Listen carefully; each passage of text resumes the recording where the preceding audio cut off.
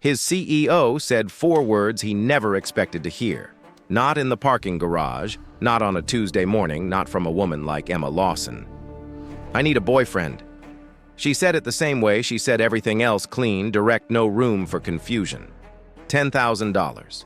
1 weekend. Meet her parents. Jake Carter was a black single dad behind on rent, buying his daughter's inhaler on credit. He should have said no. Instead, he looked her dead in the eye. Fine, but I'm not sleeping on the sofa. The shop underneath Lawson Group's headquarters was not the kind of place Emma Lawson had ever needed to visit. It sat in the building's lower level, 1 floor below the parking garage, tucked between a maintenance corridor and a utility room that nobody bothered to label. The fluorescent lights buzzed. The floor was stained in ways that told the full history of every vehicle that had passed through. It smelled like motor oil and burnt coffee and something vaguely metallic that never quite went away. Jake Carter had worked there for 4 years and liked it fine. He was under a black company sedan when he heard the heels, not the quick, purposeful click of an assistant running an errand, something slower. Someone who didn't know the floor was uneven near the drain and was adjusting mid-stride. He slid out from under the car without being asked. Emma Lawson was standing 6 feet away alone, wearing a charcoal blazer and an expression that suggested she had rehearsed whatever she was about to say and was now regretting the length of it. Jake had seen her in passing. Everyone in the building had. She moved through the lobby like the building belonged to her because it did. He'd never had a reason to speak to her directly. To him, she'd been more of a weather pattern than a person, something that existed above him, moving fast, leaving a faint trail of expensive perfume and closed elevator doors. He pulled a rag from his back pocket and wiped his hands. "Ms. Lawson." "Mr. Carter." She said it the way she'd say anything. No warmth, no chill, just information. "I need to speak with you about something that falls outside your job description. I want to be upfront about that before I say anything else." Jake nodded once and waited. She didn't ease into it. "I need someone to come with me to my parents' house this weekend and act as my boyfriend. The arrangement would last from Friday evening to Sunday afternoon. You would be compensated $10,000 upon return, and I would ask for your complete discretion afterward." The shop was quiet except for the buzz of the lights. Jake looked at her for a moment, not with surprise exactly. More like someone reading a document and making sure they'd understood it correctly before responding. "Why me?" he asked. Something shifted behind her eyes. It wasn't much, barely a flicker, but it was the first thing about her that seemed unscripted. "Because you're the only person in this building who doesn't look at me like I'm a title," she said. "You look at me like I'm just a person standing in a room. I need someone who can do that for 48 hours without it becoming complicated." Jake set the rag down on the workbench. He thought about Lily, 8 years old, sitting at the kitchen table every morning with her inhaler beside her cereal bowl, like it was just another piece of the routine. He thought about the past due notice from the pharmacy tucked under a magnet on the fridge so he'd see it every day and not let himself forget. He thought about the way Lily had asked him last week if they could go to the beach this summer and how he'd said maybe, which both of them knew meant probably not. $10,000 was 3 months of income, more after taxes. He knew what the smart answer was. He also knew that walking into a wealthy white family's home and playing a role he hadn't written in front of people who had already decided what they thought of him before he opened the door, that wasn't something he could do by halving himself. "I have some conditions," he said. Emma didn't blink. "Tell me." "First." He held up one finger. "I don't sleep on the sofa. If I'm playing the role, I play it the whole way. That means I'm not being put in a room by the service entrance or treated like I'm there to fix something." She didn't flinch. "Agreed." "Second." Another finger. "I'm not pretending to be someone I'm not. I'm not going to fake a degree or a last name or a different history. You're getting Jake Carter. If that's not good enough for your family, then this conversation ends here." Emma held his gaze. "Agreed. Third, My daughter doesn't get pulled into this. Her name, her situation, none of it goes into whatever story you're telling your parents. She's not a prop. There was a beat where Emma's expression changed, not dramatically, but genuinely. Like the third condition had landed differently than the first two. Agreed, she said again, quieter this time. Jake looked at her for a moment. Then he picked the rag back up more out of habit than need. All right, he said. Send me what I need to know. The briefing document arrived that evening by email, 12 pages, formatted with the same precision as a board report. There was a section on her parents' Richard Lawson, 61, retired engineer, turned investor particular about handshakes and directness. Catherine Lawson, 58, former event planner, socially sharp, not unkind, but accustomed to reading people quickly and filing them away. There was a timeline of the relationship Jake was supposed to have had with Emma, 4 months met through a mutual contact at a fundraiser kept quiet because Emma didn't publicize her personal life. There was a section of suggested talking points, a list of topics to avoid. At the bottom in a section labeled Additional Context, there was a single paragraph about Victor Hale described as a former personal connection and current business figure whose name might come up. The paragraph was precise and carefully neutral, which told Jake more than the words themselves. People only wrote that carefully about things that still had teeth. Jake read through it twice, then closed his laptop.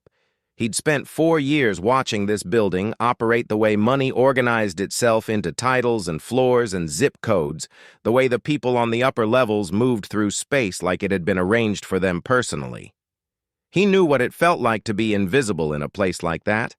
He also knew more specifically what it felt like to be visible in the wrong way. He pulled out his phone and called his neighbor Diane, who watched Lily on weekends when he had extra shifts. She said yes before he'd finished the sentence. He hung up and sat at the kitchen table for a moment in the quiet of the apartment with the past due notice still under its magnet. Then he packed a bag. Friday evening, Emma was waiting in the lobby. No assistants, no luggage cart, just her a single carry-on and the particular stillness of someone who had decided something and wasn't going back on it. She looked at his bag, a worn navy duffel, clearly old, and didn't say anything about it. My car's in the garage, she said. I know where the garage is, Jake said. Something crossed her face that might have been the beginning of a smile. She turned and walked, and he fell into step beside her. The drive took about 90 minutes. Emma drove with both hands on the wheel, precise about her signals, steady at the speed limit. For the first part of the drive, she went through a few details from the document names of relatives who might appear the fact that her father would test his grip strength in a handshake and that she was not apologizing for that in advance. Jake listened, asked a few questions.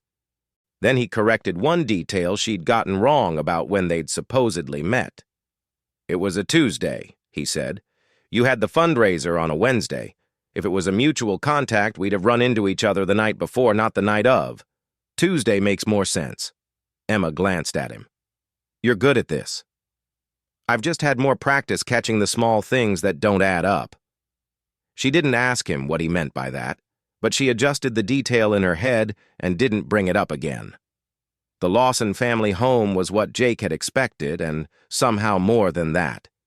It sat at the end of a long gravel driveway, 3 stories white columns, the kind of house that had been photographed for something at some point. The grounds were immaculate.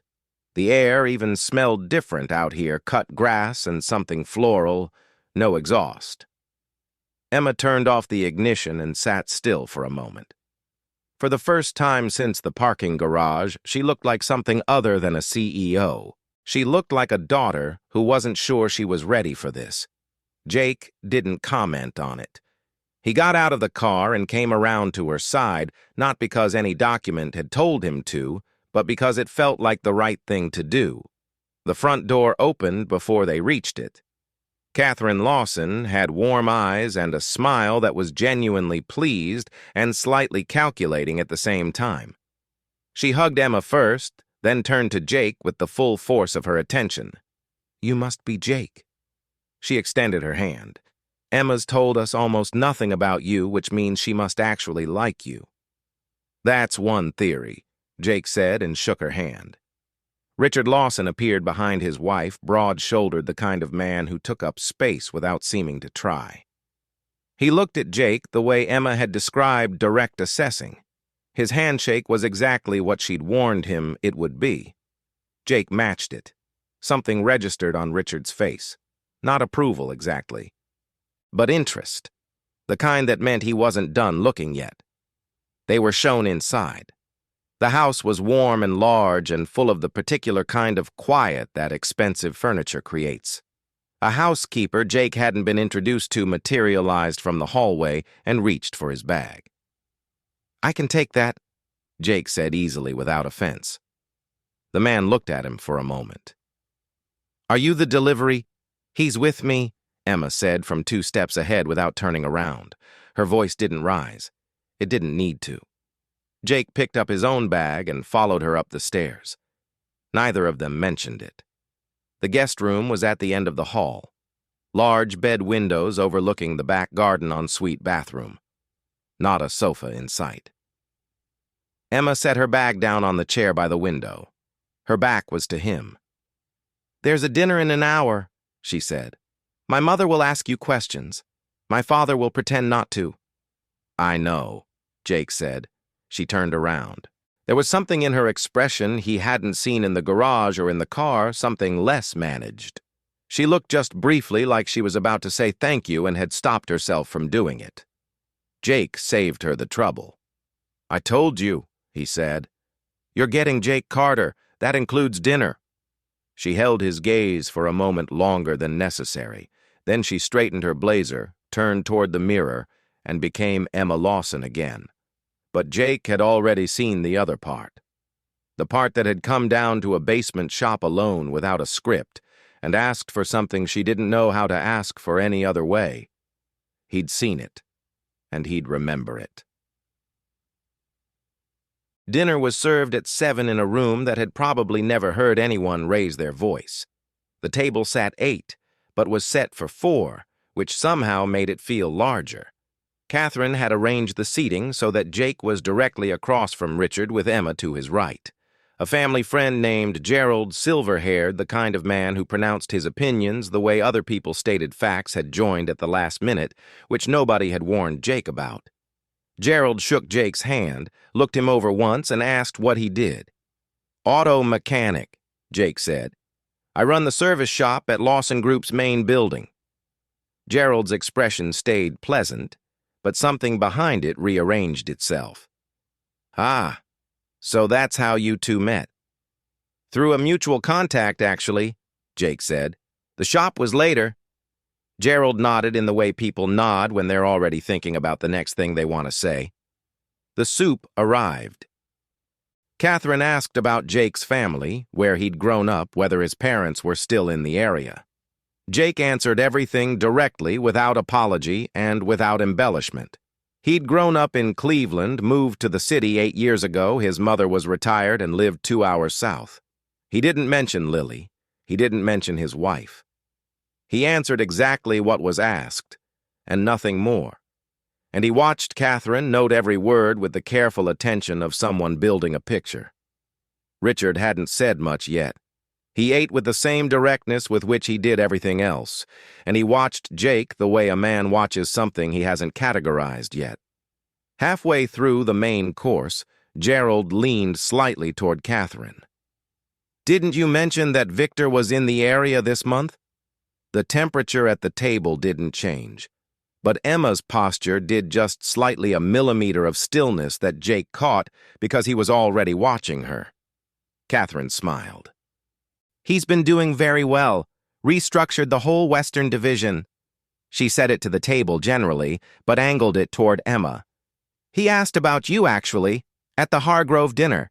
Emma cut a piece of her chicken. "That's nice." "He's unattached again, you know."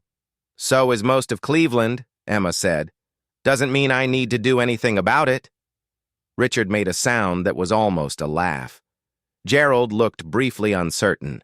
Catherine moved on with the grace of someone who had made her point and was satisfied to let it settle. Jake reached over and poured Emma a little more water, the way a person does when they've been beside someone long enough to notice what they need. It was a small thing. It wasn't in the document. Emma glanced at him. Not gratitude exactly, but something close to relief. After dinner, Gerald said his goodbyes, shaking Jake's hand on the way out and saying with what seemed like genuine revision, "Good man," and Richard retreated to his study. Catherine showed Jake the living room with the particular pride of someone who had curated every object in it over decades. He asked about a framed photograph above the fireplace, a younger Richard, standing beside what looked like a 1970s Pontiac GTO hood, up grinning. Catherine lit up in a way she hadn't all evening. That was his first real project. He spent 3 years on that car. A 400 cubic inch engine, Jake said. Those carburetors are a nightmare to rebuild, but when they run right, there's nothing like it. Catherine blinked. Then she called down the hall. "Richard, come in here." Richard appeared in the doorway with a bourbon and an expression that suggested he'd been interrupted from something but wasn't yet annoyed about it. "Tell him what you said," Catherine told Jake. Jake looked at Richard. "The GTO, 400 cubic inch. I was saying the carburetors are difficult but worth it when they're running properly." Richard looked at the photograph, then back at Jake. "You've worked on one, helped rebuild one in a shop in Cleveland about 12 years ago. The owner was particular about doing it by the original specs. Took us 4 months. Richard was quiet for a moment. Then he walked into the room and sat down. They talked for 40 minutes. Emma stood near the bookshelf and did not say a single word, which Jake would realize later was probably the longest she'd gone without directing a conversation in years. Richard knew things about that car that weren't in any manual. Jake knew some of them too, and the ones he didn't know he listened to without performing interest. He was genuinely interested. That was the thing Richard seemed to recognize. When Emma finally said they should probably get some sleep, Richard stood and looked at Jake differently from the way he had at the dinner table. "You know what you're looking at?" Richard said, which was apparently the highest compliment he gave. Jake nodded. Most people do if someone shows them. The house went quiet sometime after 10. Jake was on the back porch when Emma found him. He'd stepped outside for air and ended up staying watching the darkness settle over the garden. She came out with 2 glasses of water and handed him one without asking if he wanted it. She sat down on the steps beside him, not close enough to be deliberate but not far either. For a few minutes, neither of them said anything. The garden smelled like something blooming that Jake couldn't name. "My mother mentioned Victor Hale 3 times before you arrived," Emma said finally. "In one phone call. I counted." "I saw the section you put in the document," Jake said. "You wrote it like someone who's been careful about him for a long time." Emma looked out at the garden. "He's been pushing for a board-level partnership that would give him partial oversight of 2 of my divisions, and my board thinks it's a good idea." She said it plainly, like a fact she'd already finished being upset about. "The personal history and the business angle are separate issues. I just need people to stop treating them as the same opportunity." Jake turned the glass in his hands. "So tonight wasn't just about your mother asking questions." "It was never just about that." He nodded slowly. He'd known from the document and from the way she'd stood in the parking garage that there were layers he hadn't been shown. That was fine. He hadn't asked for all of them. "Can I ask you something?" he said. Emma looked at him. "The man who left. You kept it brief and the document said he couldn't handle the pressure that came with your name." Jake kept his eyes on the garden. "Did you ever think about making it easier for him, like stepping back from some of it so he'd stay?" The question sat there for a moment. "I thought about it," Emma said, "for about a week. Then I realized I'd be making myself smaller to fit into something that was already the wrong size." She drank some of her water. "So, no, I didn't." "Good," Jake said. She looked at him. You don't think that's cold? I think it's honest. And I think people call honesty cold when it inconveniences them. Emma was quiet. When she spoke again, her voice had dropped slightly, not softer exactly, but less managed. What was her name? She asked. Your wife. Jake hadn't expected the question, but it didn't hit him the way it once would have. Renee, he said. She died 3 years ago. Heart condition we didn't know about until it was too late. I'm sorry. I know. He meant it not as a deflection, but as an acknowledgement that her words were real. The first year I kept thinking I'd figure out how to fix it. Like it was a problem with a solution I hadn't found yet. Eventually, I stopped looking for the solution and just started getting through the days. Emma was watching him now. And Lily helps with that, she asked. Lily is the reason getting through the days means anything, he said simply. Something shifted in Emma's face. Not dramatically, she wasn't a dramatic person, he'd already understood that, but genuinely. The way a room shifts when someone opens a window. I don't know how to do that, she said. Let something matter that much. Yeah, you do, Jake said. You let this company matter that much. You're just not ready to do it with a person yet. Emma looked away, then back. Then she did something he hadn't seen her do once since Friday evening. She didn't plan what came next, neither did he. The kiss was brief, and neither of them pulled away from it quickly. When it ended, Emma looked at him with an expression he couldn't fully read. Not regret, not panic, but something with weight to it. The look of a person who had just stepped past a line they'd drawn themselves and weren't sure yet what the ground felt like on the other side. Jake didn't say anything. He finished his water, and after a while he stood up. I'll see you in the morning, he said. Emma stayed on the steps. Yeah, she said quietly. You will. Sunday morning arrived clear and warm. Richard was already in the garage when Jake came downstairs standing beside a partially dismantled 1968 Chevy Camaro that had been in pieces for what looked like at least 2 years. He handed Jake a coffee without being asked. They spent an hour in there before breakfast. Richard talked about the Camaro the way people talk about unfinished business they haven't given up on, with irritation, and love in roughly equal measure. Jake looked at the distributor housing and told him the issue he'd been fighting was probably the timing chain, not the carburetor, and Richard stared at it for a long moment and then said quietly, Son of a gun. Breakfast was easier than dinner had been. Catherine made something involving eggs and fresh bread and asked Jake questions that were gentler than the night before, what he liked about the city, whether he preferred working on older cars or newer ones. She didn't mention Victor Hale once. Emma watched all of this from across the table with the look of someone witnessing something she hadn't budgeted for emotionally. When they were packing the car after lunch, Richard shook Jake's hand again. Differently this time. Not a test, just a handshake. You're good for her, Richard said low enough that Emma carrying her bag out the front door didn't hear. Jake didn't confirm or deny it. He just nodded. On the drive back, Emma kept both hands on the wheel the same as always, but the precision of it was different, less controlled, more somewhere in her own head. About 40 minutes from the city, she said, without looking at him, I know last night wasn't part of the arrangement. It wasn't, Jake agreed. I'm not going to pretend it didn't happen. I'm not asking you to. She nodded once, like something had been settled, even though nothing really had. Jake looked out the window at the highway and thought about what her father had said. He thought about the way she'd sat on those steps, not Emma Lawson, CEO, but just Emma, a person with a past she'd learned to carry alone. He thought about the distance between his life and hers, and how it didn't feel as fixed as it should.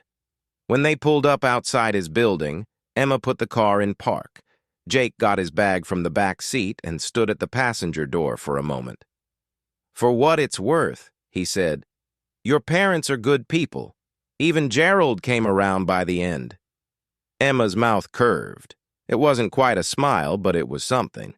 Jake nodded once and went inside. Monday arrived like a reset button.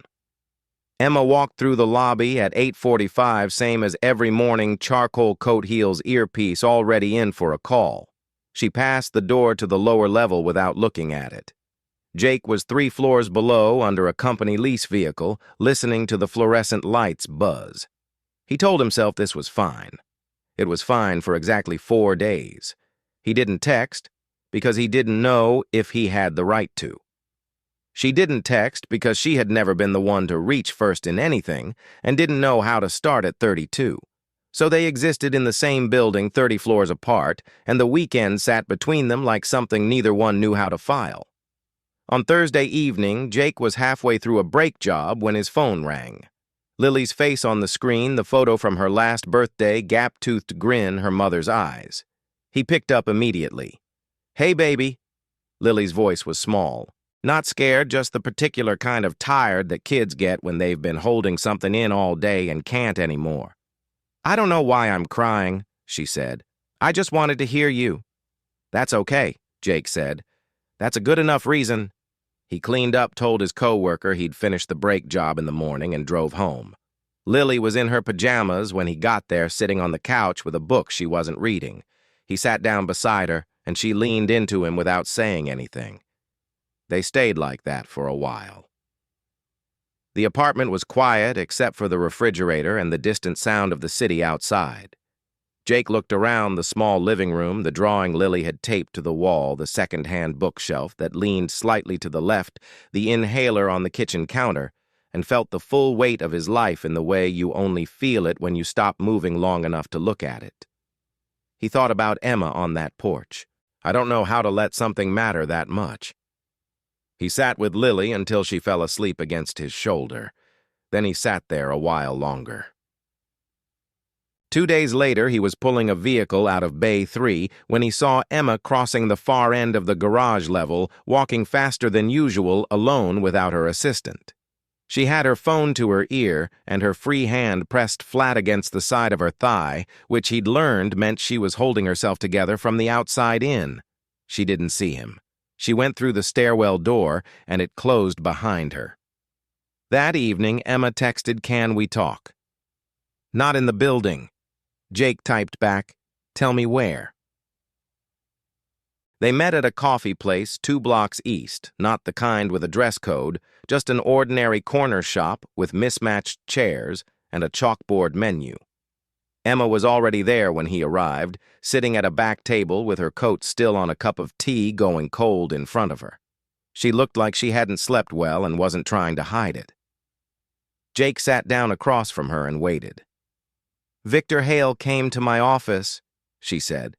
"He has documentation he's claiming shows financial irregularities in one of my acquisitions from 4 years ago. It's fabricated, I know that my legal team knows that, but it's detailed enough to cause damage if it gets to the wrong people before we can discredit it." Her voice was steady. She was reporting facts the same way she'd made the proposal in the garage.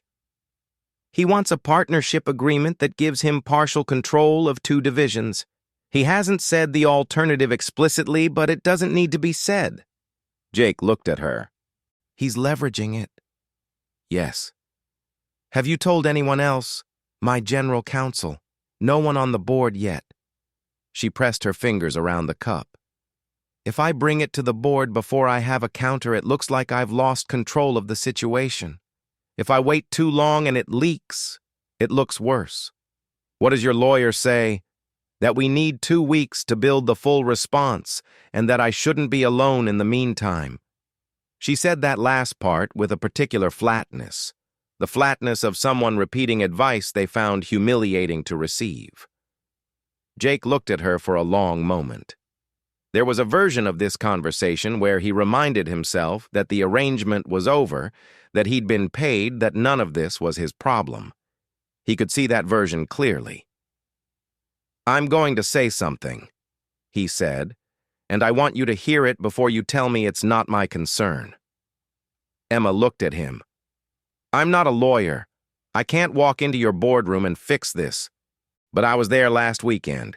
I watched you navigate a dinner table where nobody gave you room to breathe, and you did it without losing an inch of yourself. He kept his voice even. You don't need someone to fix this for you. You already know how to do that. You just need someone to stop telling you to handle it alone. Emma was very still. I've been handling things alone since I was 24 years old, she said. I know, Jake said. That's not a compliment. That's a diagnosis. She looked at him for a long time. Then she picked up her tea, even though it was cold, and drank some of it. The $10,000, she said carefully. The arrangement is technically over. I know that too. So why are you still here?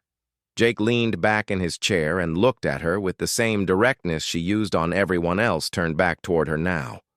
Because I'm not sleeping on the sofa, he said. And I meant that in more ways than one. Something in Emma's face changed, not breaking, not softening, but settling, like a structure that had been braced for impact and was slowly beginning to trust the ground beneath it. She didn't say anything, but she didn't look away either. Emma's legal team needed 10 days. She gave them 12, and she spent those 12 days moving through the building the same way she always had: early mornings, late evenings, the lobby at 8:45, the charcoal coat, the earpiece. Nobody watching from the outside would have seen any difference. Jake watched from the inside and saw everything. They had coffee 3 more times at the same corner shop. Not because they'd agreed to it, had just become the place. She would text him a time. He would show up, they would sit at the back table, and she would talk through the situation, and he would listen, and occasionally he would say something that had nothing to do with law or business strategy, and she would go quiet for a moment and then nod like he'd said the more useful thing. On the 11th day, Victor Hale appeared at an industry dinner that Emma had already committed to attending, the kind of event where 500 people in one room meant a very effective audience for anything that went wrong. Emma's assistant had flagged his name on the attendee list that afternoon, and Emma had considered withdrawing. Then she had put the email down and finished her day. She told Jake about it the next morning outside the coffee shop before it opened, which was how he knew she'd been awake for a while. He'll use the room, she said. He doesn't need to say anything directly. He just needs to be seen talking to the right people before I can establish the counter-narrative. Jake looked at her. What time does it start? 7:30. All right. He said it simply, like an answer to a question she hadn't actually asked yet. I'll be there. Emma looked at him. Jake, it's a ticketed event. You're not... I'm not going inside, he said. I'm not crashing your industry dinner in a bow tie. I'll be in the lobby. He said it with the same evenness he'd brought to every condition he'd ever set with her. You've been walking out of rooms alone for 8 years. Tonight, when you walk out, somebody's going to be there. Emma opened her mouth, closed it. Then she looked away down the empty block at the early gray light coming up over the buildings, and she let it be. The dinner was in a hotel 12 blocks from the office. Jake waited in the lobby for 3.5 hours in his good jacket, the one he wore to church, when he still went regularly, sitting in a chair near the elevator bank with a newspaper he read twice. Hotel staff walked past him at intervals. One of them, a young woman with a lanyard and an uncertain expression, slowed down near him twice before apparently deciding he wasn't worth approaching. He noticed. He always noticed. He turned a page and kept reading. At 10:53, the elevator opened and Emma walked out. She was composed the way people are composed when they've just done something very difficult and are still in the last few seconds of holding it correctly before they can put it down. She saw him, and the composure changed quality, not disappearing, but becoming something more like relief. How bad? He asked, standing. Not bad, she said. He spoke to 3 board members before I arrived. I spoke to 5 afterward. My general counsel was in the room and positioned correctly. She straightened the strap of her bag. He overplayed it. He thought I wouldn't come. You always come, Jake said. Emma looked at him for a moment. Yes, she said. I do. They walked out of the hotel and into the cool night air. She didn't take a car service. They walked because the night was clear and she was still carrying something she needed to walk off. He kept pace beside her without having to think about it. 3 blocks in, she said, "My legal team files everything tomorrow morning. We've had documentation on his conduct for over a year from before the acquisition dispute. I was holding it in reserve because I didn't want the confrontation." She said that last part like it cost her something to admit. "I should have used it sooner." "You used it when you were ready to use it," Jake said. "That's not the same as waiting too long." Emma looked at him sideways. "You're very consistent." "I know. It's slightly irritating." "I know that too." She made a sound that was almost a laugh. They kept walking. 2 days later, the filing landed and the outcome moved quickly. Victor Hale's pattern of conduct, not just with Emma, but with 2 other executives who had been reluctant to speak until the documentation gave them cover, was formally presented to the board. He resigned from his advisory position before a vote could be taken. The proposed partnership was withdrawn. The fabricated financial documents were discredited in a single afternoon. Emma's assistant sent a building-wide memo about a routine restructuring of external partnerships. That was all anyone in the office heard about it. Jake heard about it from Emma at the coffee shop on a Wednesday afternoon when the light was low and gold through the windows, and she looked like someone who had put down something very heavy and was still getting used to her own hands being empty. "It's done," she said. "I know. I saw the memo." Emma looked at her cup. "I've been thinking about what you said, about handling things alone not being a compliment." She turned the cup slightly on the table. "I've been doing it so long I stopped noticing it was a choice." Jake watched her. He knew she was getting to something and he didn't rush her toward it. "I don't entirely know what I'm doing," she said finally. "When it comes to—" And she stopped because Emma Lawson didn't finish sentences she hadn't fully mapped yet. "I don't have a plan for this." "Good," Jake said. She looked at him. "The plan was how we got into the arrangement," he said. "The 12-page document. The 2 of us going back to our separate floors on Monday morning like nothing happened." He leaned forward slightly. "Maybe no plan is the right place to start." Emma looked at him for a long moment. Outside, someone honked. The coffee shop hummed around them. "Okay," she said quietly. It was the smallest, most unguarded thing he'd ever heard her say. On Friday, Jake picked Lily up from school. This was normal. He picked her up on Fridays. What was not normal was Emma in the passenger seat when he pulled up to the curb, sitting very straight with her coat in her lap, and an expression that suggested she'd reviewed several opening lines and discarded all of them. Lily opened the back door, threw her bag in, and climbed up. She buckled herself in with the confidence of someone who owned the vehicle. Then she looked at the front seat. She studied Emma for a moment with the direct, unfiltered assessment that only 8-year-olds could get away with. Then she looked at her father. "Is this the lady you keep mentioning when you think I'm not listening?" Jake's expression didn't move, but something behind it did. "Lily." "You say her name," Lily said simply. "Like when you're on the phone and you think I'm asleep. You say Emma said and then you kind of stop." Emma turned to look at Jake.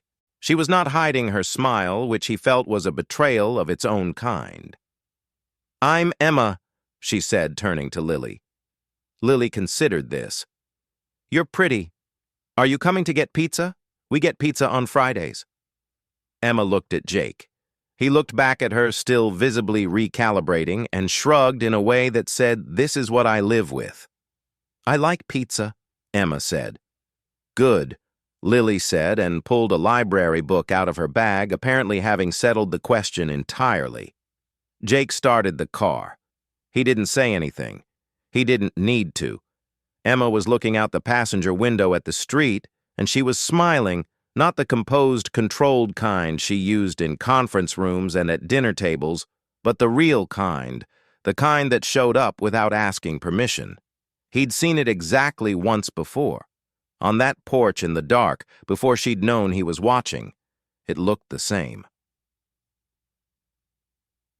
3 weeks later on a Saturday that belonged to nobody's schedule, Emma came to the shop. Not the company shop, Jake's actual shop, the one he rented 2 days a month in a neighborhood she'd never had a reason to come to where he worked on personal projects when he had the time and the money. It was smaller and louder and considerably less clean than the Lawson Group facility. There was a 1994 pickup on the lift and a radio playing something old that he'd been listening to since before she'd known his name existed. She held out a key. Single key, plain ring, no label. The kind you had cut at a hardware store, not the kind you handed someone with a ceremony attached. Jake looked at it. He took it slowly, the way you take something you're not sure you've been offered correctly, and held it in his palm. "Your apartment," he said. "Yes." "This isn't a contract." "No," Emma said. "It's the opposite of that." He looked at the key for a moment. Then he looked at her, at the woman who had walked into his basement shop in a charcoal blazer with a 12-page document and a face full of things she didn't know how to say, who had sat on a porch in the dark and let something real happen without a plan for it, who had stood in a boardroom and used her own voice as her best weapon and walked out intact. "You know Lily's going to tell everyone," he said. "I'm prepared for that. She's going to tell the whole school. Jake, she's going to tell your parents." Emma's mouth curved. "I said I'm prepared." He folded his hand around the key. The radio played. The lift hummed. Outside, the neighborhood went about its Saturday. It wasn't a grand moment. There was no choreography. There was just a woman who had stopped pretending she didn't want to be somewhere, and a man who had stopped pretending he didn't have room for her. He hadn't been sleeping on the sofa. He never had. And now, for the first time in longer than either of them could cleanly measure, neither of them was sleeping alone. So that's the story of Jake and Emma. A man who never asked for more than he was owed, and a woman who had everything except the one thing she couldn't put in a document. It started with $10,000 and a set of conditions. It ended with a key and no plan at all, which, if you think about it, is exactly how the real ones always start. If this story stayed with you, drop a comment and tell us which moment got you. Was it the porch? Was it Lily in the back seat? Was it that first handshake in the basement shop when Jake didn't blink once? We read every single one. And if you know someone who needs a reminder that the best things tend to start as the most unlikely arrangements, share this with them.